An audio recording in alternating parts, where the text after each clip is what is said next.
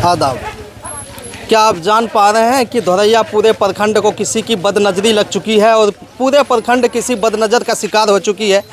जैसा कि आप कल भी देखे थे कि रेनगांव के करीब, मदरसा के करीब एक ऐसा दर्दनाक हादसा पेश आता है जिसमें कई लोग जाँ बहक हो जाते हैं, दुनिया से को अलविदा कह देते हैं। उसी क्रम में फिर उसी धोरैया प्रखंड में रात में एक ऐसा हादसा पेश आता है कि एक नौयुवक जो चेहरा ऐसा था हंसता खेलता, समाज में चलते फिरते लोगों ने अक्सर उसको देखा, या 24 घंटा वो नज़रों के सामने रहने वाला युवक अचानक फिर आज यानी गुज़िश्ता रात जो गुजर चुका है, करीब 3 बजे भोर में वो गौरा चौक के पास किसी कारणवश एक्सीडेंट होते हैं और उस एक्सीडेंट में वो दुनिया को अलविदा कह देते हैं।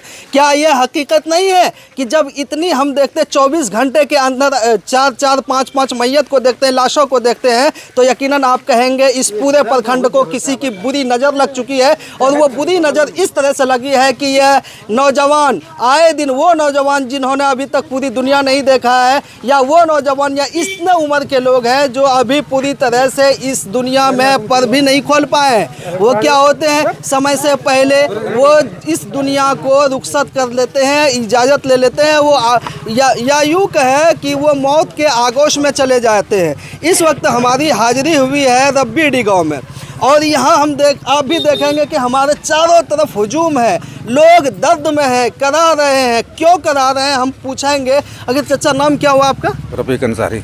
यही क्या आप? अच्छा, क्या मामला, इतना भीड़ क्यों है? एक्सीडेंट हो गया गौरा चौक पे। कैसे गौरा चौक? जा रहा था मछली लाने के लिए गुड्डा घोगा। अच्छा। इसी जगह एक बिलम्मा मर के रोड पे था। अच्छा। उसी में इसका गाड़ी। कितने बजे की बात है? 3:30 बजे लमसम। आज मतलब भोर में? हाँ, आज भोर में। हाँ? तो अब क्या पुलिस प्रशासन आई हुई है? वो क्या कह रहे हैं? अब क्या कहेगा, तो उसको भेजेगा पोस्टमार्टम में। नौजवान थे क्या? हाँ, नौजवान है। कैसा, किस स्वभाव के थे वो? बढ़िया आदमी था।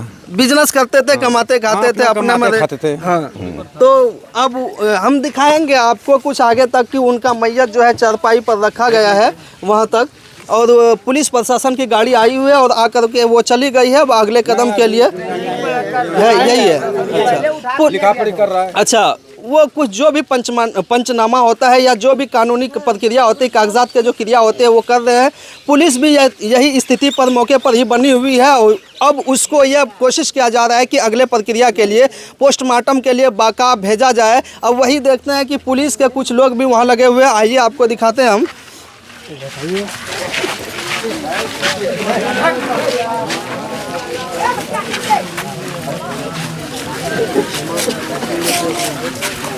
जैसा कि अभी आपने देखा कि कुछ देर पहले ही हम आपको एक घटना दिखाए थे जो रब्बीडी गांव का था। आदमी रियाज नाम के शख्स वो आते हैं अपने रोजी रोटी के कमाने के खातिर, वो जाते हैं घोगा, वहाँ से कुछ मछली लाने के चक्कर में कि उसको लाएं और बेच करके कुछ अपने बच्चों के लिए कुछ अच्छा मुनाफा करें और उसको पाल पोस सके, उसका खाना खिला सके। इसी में आप देखेंगे कि वो रियाज नाम का आदमी उधर से रब्बीडी गौरा चौक को जैसे क्रॉस करते हैं, बीच रोड पर एक जानवर मरा पड़ा है। यह जानवर जब इस जगह आते हैं तो वो हो सकता है वो बहुत तेज़ गति में हो, वो आकर के डायरेक्ट उसमें टकराते हैं, और वो टकराव इस तरह से भयंकर था, भयानक था, जिसमें रियाज नाम के आदमी की मौत हो जाती है और मौके पर ही मौत हो जाती है।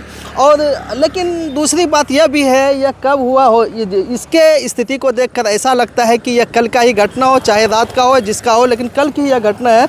यह जानवर एक किसी के धक्के, बड़ी गाड़ी के धक्के से यहाँ करके मरे पड़े हैं। यहाँ बीच रोड पर उसका लाश जो है बिखरा पड़ा है।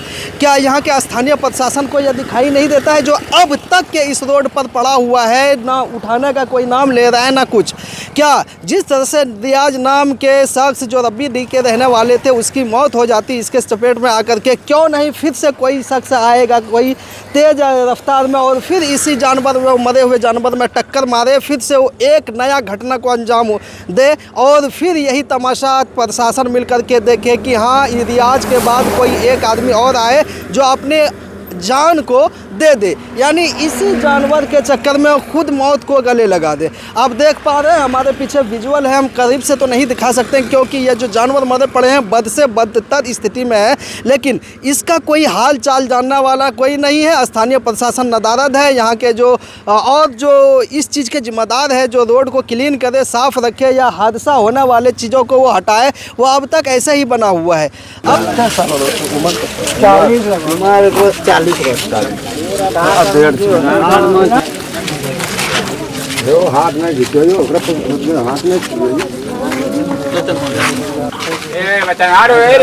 ये वही बाइक है, पैशन प्रो की बाइक है। ये घोघा के लिए निकलते हैं अपने रोजी रोजगार के तलाश में 2 रुपया कमाने के लिए, जिससे उसके फैमिली की भरण पोषण हो सके, अपने बच्चों को बेहतरीन तरीके से वो खाना खिला सके और पढ़ाई के में भी कुछ खर्चा कर सके। इस बाइक को लेकर के वो मछली लाने के लिए घोघा की तरफ निकलते हैं और जब यहाँ से वो कुछ ही दूरी तय करते हैं, 100 मीटर की दूरी, अमूमन या यूँ कहिए कि 500 मीटर तक की वो दूरी तय करते हैं, गौरा चौक तक आते हैं और वहाँ एक सांड मरे पड़े होते हैं जो पहले से होते हैं, उसको दिखाई नहीं देते हैं, या यूँ कहिए कि जो भी एक मौत एक बहाना है, वो जाकर के सांड में टकराते हैं और वहीं पर जाकर उनकी प्राण निकल जाती है, मौत को गले लगा लेते हैं। और यह भी बात है, जब यहाँ के गर्म महीनों से हमने बात की तो यहाँ मालूम चला कि 35 से 40 वर्षीय नौजवान थे, जिनके कई बच्चे भी अपने पीछे, वो 5 से 6 बच्चे, 7 बच्चे ऐसे ग्रामीणों के प्रत्यक्षदर्शियों के अनुसार ये कहा जा रहा है कि 7 बच्चे वो अपने पीछे छोड़ गए हैं। और स्थिति वो है कि इनके पीछे कमाने वाला अब कोई नहीं।